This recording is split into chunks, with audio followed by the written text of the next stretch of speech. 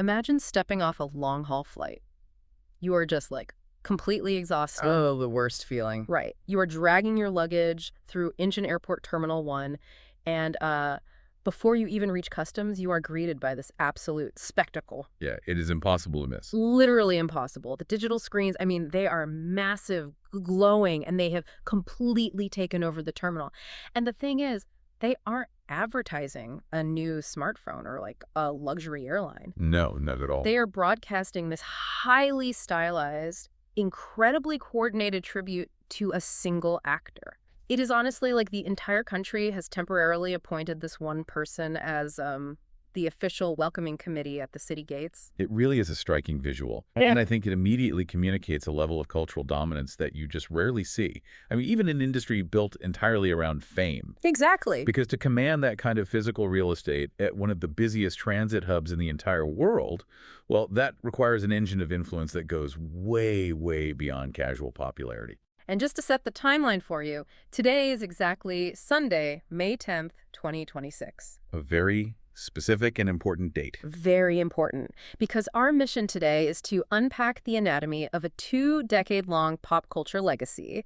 Today marks the 20th debut anniversary of South Korean actor Lee Min-ho. 20 years. 20 years. And we are looking at how someone goes from, being a rookie actor in a teen drama back in 2006 to being recognized today as a living legend. Yeah. And not just a legend, but an entire K-culture brand. I mean, in an entertainment machine that is just notoriously, ruthlessly obsessed with finding the next big thing, how do you manage to remain the center of gravity for 20 unbroken years? Well, to really get to the bottom of that, we have to look at two distinct but deeply intertwined forces. Okay, what are they? So we have the artist's own strategic career evolution, of course, the roles he picked, the risks he took. Right. But maybe even more importantly, we have to examine the highly organized global machinery that operates behind the scenes. Exactly. We are talking about his fandom, the Minoz, who basically act as the decentralized architects of his public history. I love that phrasing, decentralized architects. Yeah, because this milestone isn't just about what Lee Min-ho has filmed over the last 20 years.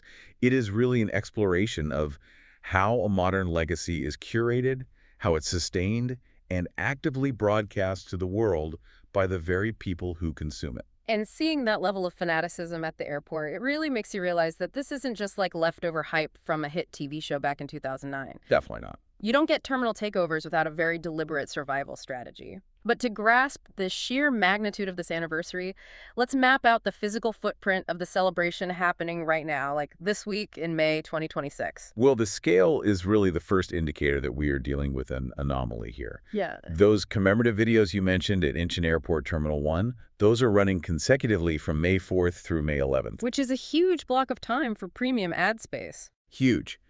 But that is just one node in a much larger network. These highly coordinated campaigns are currently lighting up massive displays across South Korea's most premium, high-traffic commercial zones. We're talking Myeongdong Street. Myeongdong Street, Hongjik Station, just massive footprints. And if you listening haven't walked down Myeongdong Street, you have to picture Times Square, but somehow denser. Oh, absolutely. It is a total sensory overload of global commerce. You don't just throw a poster up there on a whim. No, securing digital billboard space in Myeongdong, Hongjik Station, and Incheon Airport requires immense capital and logistical coordination. And strategic timing. I mean, it is basically corporate-level media buying. Which tells us exactly what this campaign is designed to do, What do you mean? Well, these aren't merely congratulatory billboards. They are physical monuments. The global fans erect them to make a definitive statement of power. Oh, I see. By booking this specific high-visibility real estate, the global Minoz fan clubs are signaling to the public, to network executives, and to international travelers that this artist's impact is not historical. Right. It isn't like a retro, hey, remember this guy kind of thing. Exactly. It is not a nostalgic look back at the 2010s. It is a flex of active, globally dominant relevance right now, today. But hold on, though, because I am looking at this timeline of his career from the sources, and from a certain angle, it almost looks too perfect. How so? Well, okay, he makes his debut exactly 20 years ago today, on May 10th, 2006. Right? In a drama called Secret Campus, and then just 3 years later, he lands Boys Over Flowers. Ah, yes. And that wasn't just a hit, right? That was a meteoric industry-shifting cultural phenomenon. It really changed the landscape. So my question to you is, was this living legend status just inevitable after that? Inevitable. Yeah. I mean, getting a mega hit like Boys Over Flowers so early on seems like getting a golden ticket. Don't you just sort of coast on that fame for the next 2 decades? Like, did he actually have to strategize, or was he just riding an impossibly high wave? It is so funny you say that because that assumption makes total sense from the outside looking in. Okay. But inside the entertainment industry, early astronomical success is actually one of the most dangerous things that can happen to an actor. Wait, really? Dangerous? Extremely volatile. I guess it's sort of like a tech startup that goes viral with a gimmick app. That is a perfect analogy. Like, it's incredibly hard to pivot to serious enterprise software later because the market just absolutely refuses to see you as anything else. Exactly. The industry actually calls it the pretty boy trap. The pretty boy trap. Right. When an actor strikes gold playing the flawless, wealthy, romantic lead like he did in Boys Over Flowers, and then subsequently built upon with the action romance of City Hunter. The studios just want more of that. Exactly. The financial incentive for everyone around him is to just hit copy-paste. The studios want him to play that exact same archetype forever because it guarantees a massive return on investment. Yeah, the audience falls in love with a specific image.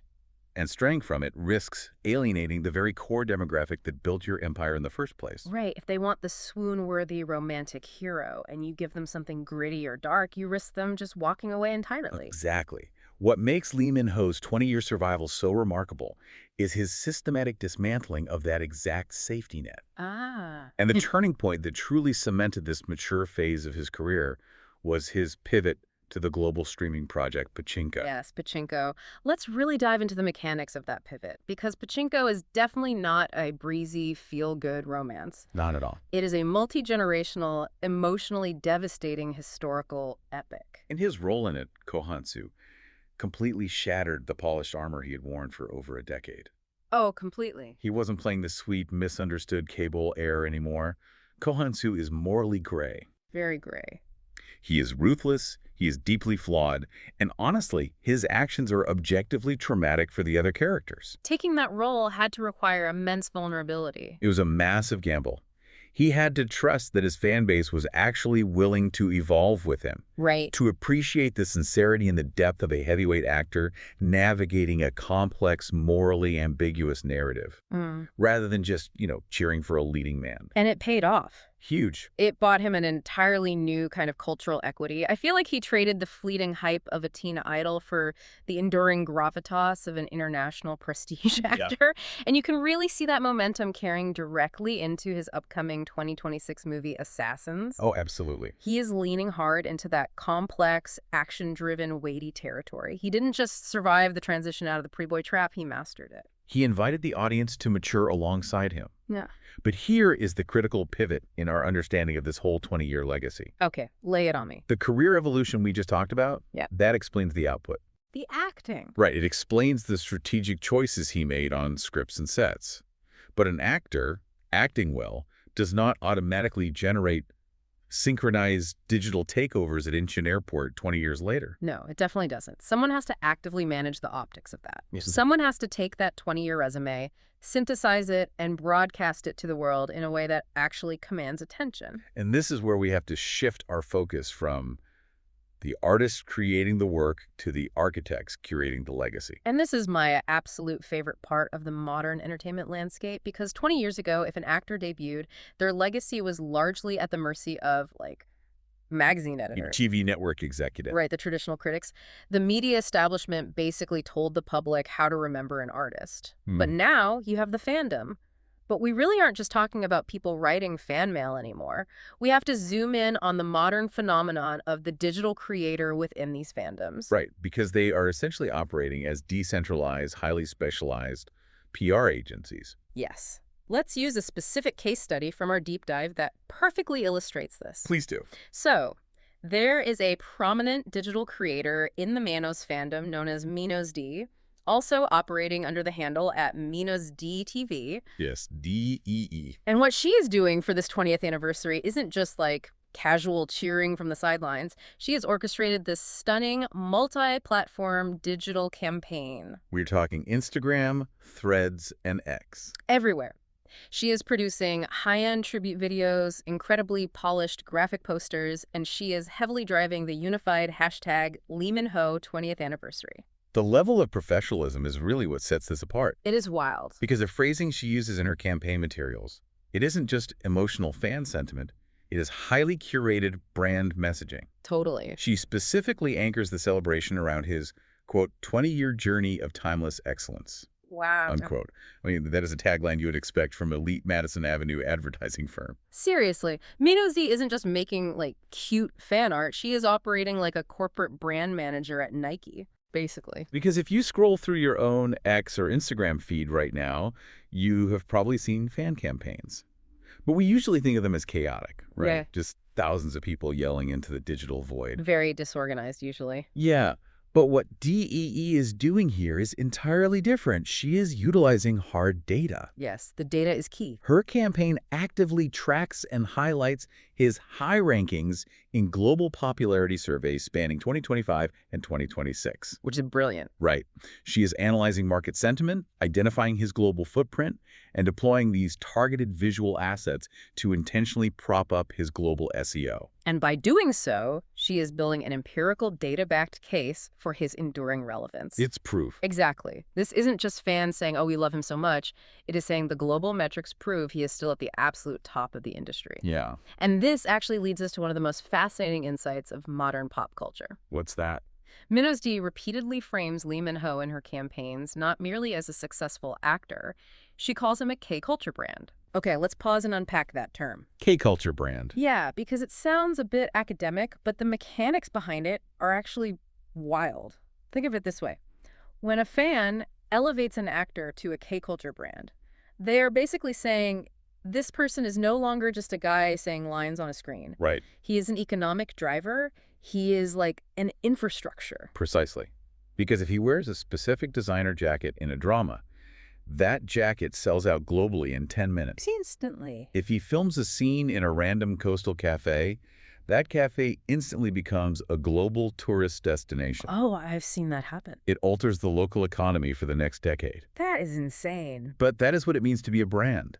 It is a promise of consistent influence that transcends any single movie or TV show. So he essentially becomes the pipeline through which millions of global consumers first encounter Korean media. Media, fashion, language. Aesthetics. He is a cultural ambassador, but wielding the market force of a Fortune 500 company. And the fans are acutely aware of this economic and cultural weight. That is exactly why digital creators like minozDee are so meticulous. They are the ones controlling the global narrative. Right. They're the ones carefully articulating his transition from those early pretty boy roles to the complex characters of today. They are managing the transition. Yeah, they are highlighting his sincerity, Yeah. his artistic risks.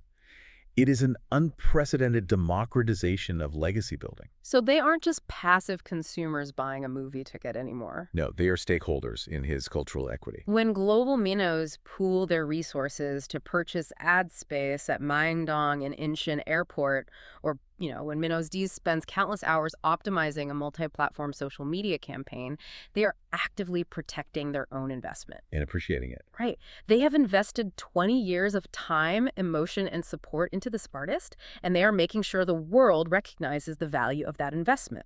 It completely redefines the parasocial relationship. How so? Well, it's a partnership. The artist provides the raw material, the acting, the vulnerability, the evolution over 20 years. Yeah. But the fans are the ones who take that raw material, refine it, and paint the masterpiece of the legacy. Wow. Because you cannot remain stagnant for 20 years and retain a decentralized PR force of this magnitude. Which brings this whole phenomenon right back to you, listening to this deep dive right now. Yeah. I want you to just reflect on the concept of 20 years of unbroken dedication. Think about your own life for a second. It is a long time. It really is. Whether it's a career path you've chosen, or a deeply held passion, or even a long-term relationship. What does it genuinely take to maintain top-tier passion, relevance, and sincerity for 2 unbroken decades? Well, it requires a relentless willingness to adapt. Yeah. You have to be willing to shed the versions of yourself that just no longer serve you, Just like shedding the safety of the early romantic lead to embrace the complexity of a role like Kohansu. Exactly. You have to evolve. And today, we have walked through an incredible timeline. We have seen how an actor navigated the incredibly dangerous waters of early fame. Sidestep the traps of the industry. Right, and transitioned into a heavyweight global talent with projects like Pachinko and the upcoming Assassins. But honestly, more importantly, we have uncovered the hidden engine behind the longevity. On a fandom. Yes, we have explored the deeply symbiotic relationship between an artist's evolution and the dedicated digital creators, the Minoz, who broadcast that legacy to the world. And it leaves us with one final, very provocative reality to consider. Ooh, what's that? If dedicated, highly skilled digital creators like minozDee are the ones producing the high-quality graphics, tracking the global popularity surveys. Organizing the airport takeovers? Exactly. If they're the ones successfully defining an actor as a global K-culture brand, well, who truly holds the power in shaping a pop culture legacy today? That is a fascinating question. Is it the artist who stands in front of the camera and performs the roles? Or is it the highly organized, data-savvy fandom that curates exactly how history will remember them? Wow. Now there's a thought to carry with you the next time you see a fan campaign trending on your feed. Thank you for joining us on this deep dive today. Keep questioning the monuments around you, and we'll see you on the next one.